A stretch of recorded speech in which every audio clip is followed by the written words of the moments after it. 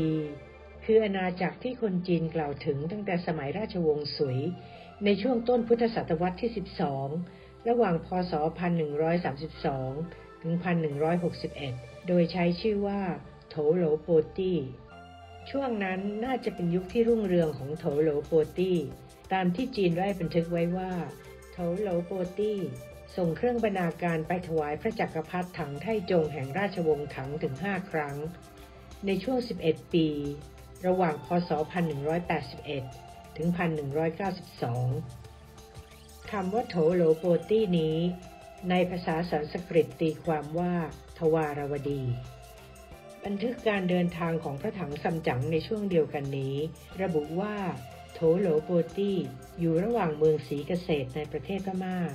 และเมืองสมโภไพรกุกในประเทศกัมพูชาเป็นการให้ตำแหน่งกว้างๆว่าทวาราวดีตั้งอยู่ตอนกลางของประเทศไทยศาลานุกรมตงเตี้ยนของจีนให้ข้อมูลด้วยว่าโถโหลเป็นอาณาจักรที่มีระบบพระมหากษัตริย์ปกครองบริหารแผ่นดินผ่านเสนาบดีมีเจ้าเมืองข้าราชการฝ่ายพลเรือนและฝ่ายทหารการปกครองแบ่งออกเป็นจังหวัดอำเภอและหมู่บ้านหลักฐานเหล่านี้ชี้ให้เห็นว่าทวารวดีเป็นราชอาณาจักรที่มีตัวตนอยู่ในช่วงต้นพุทธศตวรรษที่12คือประมาณ800 ปีก่อนสมัยอยุธยาดังนั้นทวารวดีจึงเป็นแหล่งอารยธรรมที่เก่าแก่ที่สุดในดินแดนถือเป็นต้นกำเนิดของอาณาจักรสยามประชากรส่วนใหญ่ของทวารวดีคือชาวมอญเพราะในบริเวณลุ่มแม่น้ำเจ้าพระยาตอนล่างที่สันนิษฐานว่าคือที่ตั้งของทวารวดีได้พบหลักฐานจารึกภาษามอญโบราณสมัยพุทธศตวรรษที่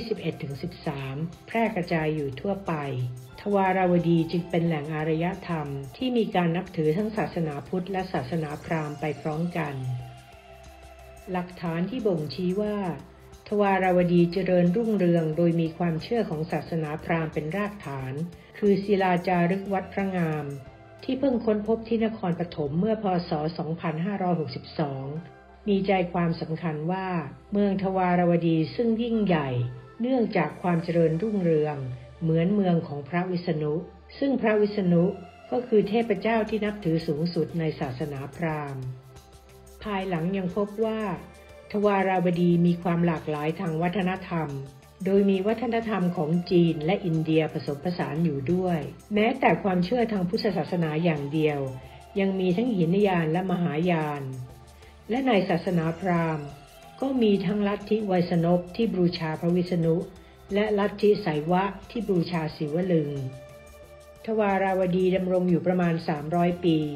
จนกระทั่งกลายเป็นเมืองขึ้นของกัมพูชาในสมัยพระเจ้าชัยวรมันที่ 4คือพ.ศ. 1464 ถึง 1484 เขมรปกครองทวาราวดีสืบต่อมาอีก200 กว่าปีดังนั้นประชากรในช่วงนั้นน่าจะเป็นทั้งมอญและเขมรในที่สุดทวาราวดีถูกทิ้งร้างไปแต่ไม่ปรากฏแน่ชัดว่าเพราะเหตุใดเพียงแต่มีการสันนิษฐานว่าอาจจะเป็นเพราะโรคระบาดหรือถูกฆ่าศึกกวาดต้อนไปเมืองอื่นชื่อทวารวดีปรากฏครั้งแรกในประวัติศาสตร์ไทยประมาณ150 ปีหลังจากที่ทวารวดีถูกทิ้งร้างเมื่อพระเจ้าอู่ทองสถาปนากรุงศรีอยุธยาในปีพ.ศ. 1894และขนานนามราชธานีใหม่ว่ากรุงเทพทวารวดีศรีอยุธยาส่วนคำว่าศิลปะสมัยทวารวดีเกิดขึ้นในพ.ศ. 2469 เมื่อรัชกาลที่ 7มีพระราชดำริจะตั้งพิพิธภัณฑ์สถานสำหรับพระนครขึ้นเพื่อจัดแสดงศิลปะวัตถุพร้อมคำอธิบายถึงผู้สร้างและอายุเวลา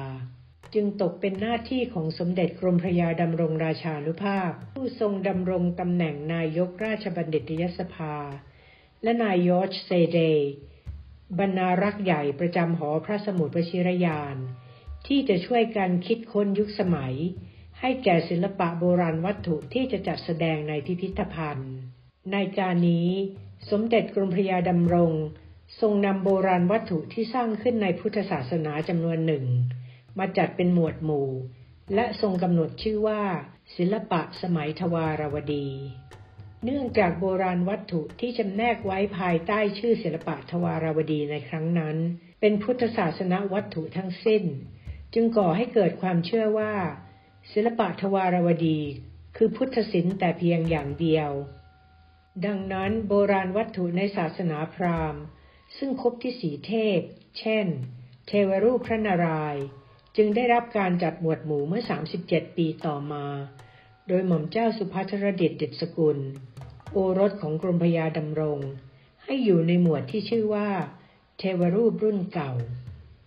นาย H.G. Quaritch Wells เป็นนักโบราณคดีชาวอังกฤษที่มารับราชการในรัชสมัยของพระบาทสมเด็จพระปกเกล้าเจ้าอยู่หัวนายเวลส์ผู้นี้ได้ไปสำรวจเมืองโบราณสีเทพในพ.ศ. 2478และนำข้อมูลที่ได้จากการสำรวจมานำเสนอในหนังสือเรื่องทวาราวดีราชอาณาจักรแห่งแรกของสยามในพ.ศ. 2512ในหนังสือเล่มนี้นายเวลส์ได้นับรวมพราหมณ์ศิลป์ว่าเป็นศิลปะทวาราวดีเช่นกันดังนั้นเทวรูปพระนารายณ์ที่สีเทพจึงได้รับการยอมรับว่าเป็นศิลปะสมัยทวาราวดีตั้งแต่นั้นมาสมเด็จกรมพระยาดำรงราชานุภาพทรงตั้งข้อสันนิษฐานเบื้องต้นว่าทวาราวดีน่าจะอยู่ที่นครปฐมต่อมาอีก17ปีจึงได้พบหลักฐานประกอบเป็นครั้งแรกที่นครปฐมคือเหรียญเงิน2เหรียญที่มีจารึกว่าศรีทวาราวดีสวนปุญญะแปลว่าบุญญาของพระเจ้าทวารวดีต่อมาได้พบเหรียญแบบเดียวกันอีกที่ชัยนาทสิงห์บุรีสุพรรณบุรีราชบุรีจึงเป็นที่มาของการสันนิษฐานว่าทวาราวดีอยู่ทางฝั่งตะวันตกของแม่น้ำเจ้าพระยาจนถึงพ.ศ. 2560ในการประชุมทางวิชาการนานาชาติเกี่ยวกับเรื่องทวารวดีนักวิชาการส่วนใหญ่ก็ยังมีความเชื่อเช่นนี้สีเทพในปัจจุบันเป็นอำเภอหนึ่งในจังหวัดเพชรบูรณ์อยู่ห่างจากกรุงเทพประมาณ240กิโลเมตรบนเส้นทางกรุงเทพสระบุรีเพชรบูรณ์ในอดีตสมัยพ.ศ. 2447สมเด็จพระเจ้าบรมวงศ์เธอกรมพระยาดำรงราชานุภาพเมื่อครั้งทรงดำรงตำแหน่งเสนาบดีกระทรวงมหาดไทยได้ทรงค้นพบชื่อเมืองสีเทพในรายชื่อหัวเมืองแต่ไม่มีใครรู้ว่าเมืองแห่งนี้ตั้งอยู่ที่ใดต่อมาพระองค์ทรงค้นพบว่าเมื่อรัชกาลที่2สวรรคตมีการเชิญตราสารไปบอกข่าวตามหัวเมืองต่างๆที่น่าสนใจคือมีอยู่เส้นทางหนึ่งไปทางเมืองสระบุรีเมืองชัยบาดาลเมืองสีเทพเมืองเพชรบูรณ์พระองค์จึงทรงตั้งสมมติฐานว่าเมืองสีเทพน่าจะอยู่ทางลำน้ำป่าสัก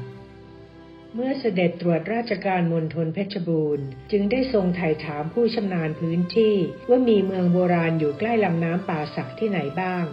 จนในที่สุดก็ค้นพบเมืองโบราณแห่งหนึ่งอยู่ห่างจากแม่น้ำป่าสักราว4กิโลเมตรและทรงเรียกเมืองนี้ว่าเมืองสีเทพซึ่งต่อมากรมศิลปากรได้จัดตั้งเป็นอุทยานประวัติศาสตร์สีเทพในปีพ.ศ. 2527สีเทพเป็นเมืองโบราณขนาดใหญ่ที่มีคูเมืองล้อมรอบมีพื้นที่รวมประมาณ 2,900 ไร่ตั้งอยู่ในชุมทางที่สามารถติดต่อกับภาคอื่นๆได้สะดวกตัวเมืองแบ่งออกเป็น2ส่วนคือเมืองในและเมืองนอกเมืองในมีรูปร่างค่อนข้างกลมเนื้อที่ประมาณ 1,300 ไร่มีคูเมืองล้อมรอบทุกด้านและมีประตูเมือง6ช่องทางส่วนเมืองนอกนั้นอยู่ทางทิศตะวันออกของเมืองในมีรูปร่างเป็นสี่เหลี่ยมผืนผ้าเนื้อที่ประมาณ 1,600 ไร่มีคูเมืองล้อมรอบทุกด้านและมีประตูเมือง6ช่องทางเช่นกันภายในเมืองในและเมืองนอกมีโบราณสถานขนาดเล็กใหญ่ตั้งกระจายอยู่ทั่วไปมีสระน้ำและหนองน้ำอยู่ร่วม100แห่งโบราณสถานเหล่านี้มีทั้งศิลปะสมัยทวาราวดีและศิลปะเขมร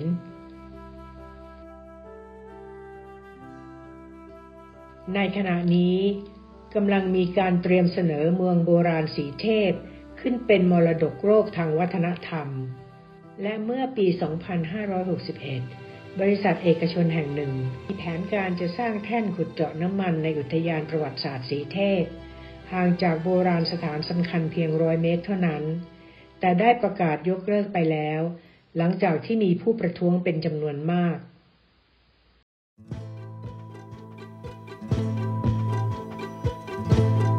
ดร.พิริยะ ไกรฤกษ์